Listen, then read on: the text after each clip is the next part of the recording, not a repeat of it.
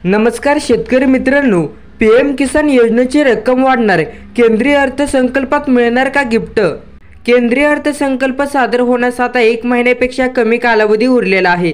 मोदी सरकारच्या काळातील हा शेवटचा अर्थसंकल्प आहे। लोकसभा 2024 निवडणुकीच्या तोंडावर प्रत्येक वर्ग क्षेत्र या बजेटकडे डोळे लावून बसलेला आहे।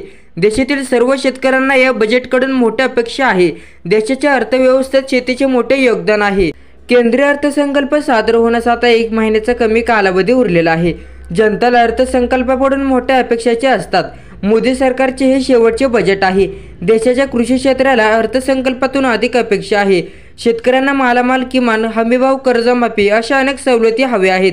लोकसभेच्या निवडणुका तोंडावर आलेल्या आहेत, त्यामुळे शेतकऱ्यांसाठी केंद्र सरकार फूल नाही पण फुलाची पाकळी तरी देईल अशी बळीराजा अपेक्षा करत आहे। 2024 या नवीन वर्षात केंद्र सरकार पंतप्रधान शेतकरी सन्मान निधी योजना पीएम किसानचा हप्ता वाढवण्याची शक्यता वर्तवण्यात येत आहे। 3 ऐवजी होतील 4 हप्ते। पीएम किसान योजनेत केंद्र सरकार एक बदल करू शकते। सध्या या योजनेत 3 हप्ते शेतकऱ्यांना थेट बँक खात्यात जमा करण्यात येत आहे। त्याऐवजी केंद्र सरकार 4 हप्ते शेतकऱ्यांच्या खात्यात जमा करण्याची शक्यता आहे।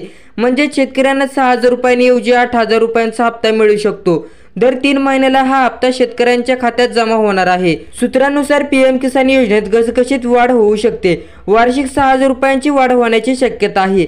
सध्या या योजनेअंतर्गत 3 टप्प्यात 6,000 रुपये दिले जातात। ही रक्कम वाढण्याची दाट शक्यता आहे। अनेक शेतकऱ्यांना ही रक्कम वाढवण्याची मागणीही केली जात आहे। हा हप्ता 50%हून वाढण्याची शक्यता आहे। म्हणजे 2,000 रुपयांऐवजी योजनेला हप्ता 3,000 रुपये मिळेल। सध्या 2,000 रुपये 3 हप्त्यात शेतकऱ्यांच्या खात्यात जमा करण्यात येतात। त्याऐवजी 3,000 रुपयांचे 3 हप्ते जमा करण्यात येत आहेत। तर लवकरच जमा होणार 16वा हप्ता। पीएम किसान योजनेचा 15वा हप्ता जमा करण्यात आलेला आहे।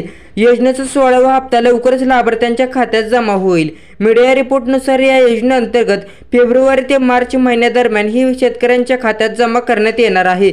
अजून याची अधिकृत घोषणा करण्यात आलेली नाही। तर मित्रांनो, ही होती आजची अपडेट। व्हिडिओ आवडला तर व्हिडिओला लाईक करा आणि चॅनलला सबस्क्राईब करा। धन्यवाद।